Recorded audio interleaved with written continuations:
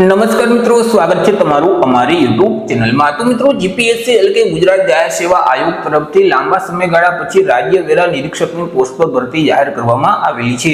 તો આ ભરતી વિશે આપણે શોર્ટ માહિતી મેળવીએ તે પહેલા વિડિયો ગમે તો લાઈક અને શેર કરી દેજો, ચેનલમાં નવા હોય તો ચેનલને સબસ્ક્રાઇબ કરી દેજો। તો ચાલો મિત્રો, વિડિયોની શરૂઆત કરીએ।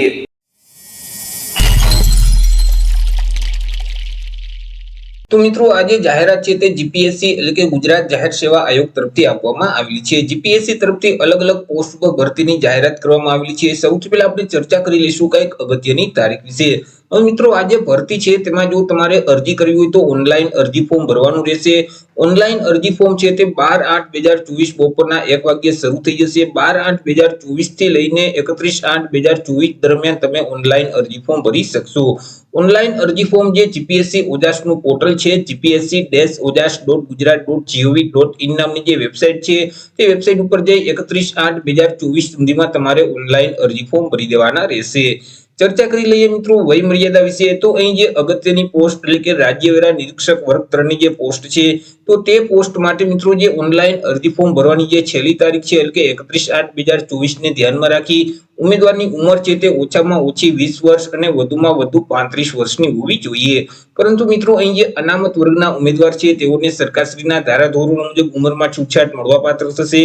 વાત કરી લઈએ મિત્રો જે રાજ્ય વેરા નિરીક્ષકની જે પોસ્ટ છે વર્ગ 3 ની, તો તેમાં કુલ કેટલી જગ્યા છે, કેટેગરી મુજબ કેટલી જગ્યા રહેશે, તો કુલ મિત્રો 300 જેટલી જગ્યા પર આ ભરતીની જાહેરાત કરવામાં આવેલી છે।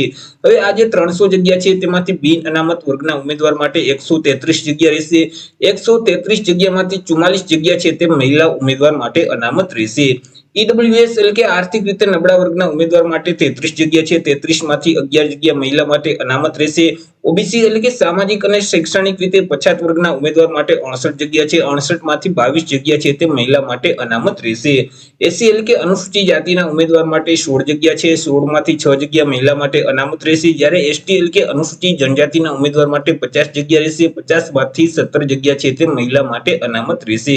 આવી રીતે મિત્રો જે રાજ્ય વેરા નિરીક્ષક વર્ગ 3 માં કુલ 300 જેટલી જગ્યા છે। આ જે 300 જગ્યા છે તેમાંથી મિત્રો દિવ્યાંગ વ્યક્તિ છે તેમના માટે 12 જગ્યા અને માજી સૈનિક માટે 30 જગ્યા અનામત રહેશે। ચર્ચા કરી લઈએ મિત્રો પરીક્ષાની અગત્યની તારીખ વિશે। તો સૌથી પહેલા તો તમામ ઉમેદવારોએ પ્રાથમિક પરીક્ષા એટલે કે પ્રિલિમિનરી પરીક્ષા આપવાની રહેશે। આ જે પ્રિલિમિનરી પરીક્ષા છે તે ડિસેમ્બર 2024 માં લેવામાં આવશે અને તેનું પરિણામ છે તે મે 2025 માં જાહેર કરવામાં આવશે। ત્યાર પછી મિત્રો જે ઉમેદવારો પ્રાથમિક પરીક્ષામાં પાસ થઈ જશે તેઓએ મેઇન પરીક્ષા એટલે કે મુખ્ય પરીક્ષા આપવાની રહેશે। આ જે મુખ્ય પરીક્ષા છે તે ઓગસ્ટ 2025 માં લેવામાં આવશે કે તેનું જે પરિણામ છે તે ડિસેમ્બર 2025 માં જાહેર કરવામાં આવશે। હવે મિત્રો અહીં શૈક્ષણિક લાયકાતની ચર્ચા કરીએ તો મિત્રો અહીં અરજી ફોર્મ ભરવાની જે છેલ્લી તારીખ છે 31/8/2024 તે તારીખ સુધીમાં ઉમેદવારોએ કોઈ પણ સરકાર માન્ય યુનિવર્સિટીમાંથી કોઈ પણ વિદ્યાશાખામાંથી સ્નાતક એટલે કે ગ્રેજ્યુએશન છે તે કમ્પ્લીટ કરેલ હોવું જોઈએ। 31/8/2024 સુધીમાં જે વિદ્યાર્થીઓએ ગ્રેજ્યુએશન કમ્પ્લીટ કરેલ છે તે તમામ ઉમેદવાર આ ભરતીમાં અરજી ફોર્મ ભરી શકશે।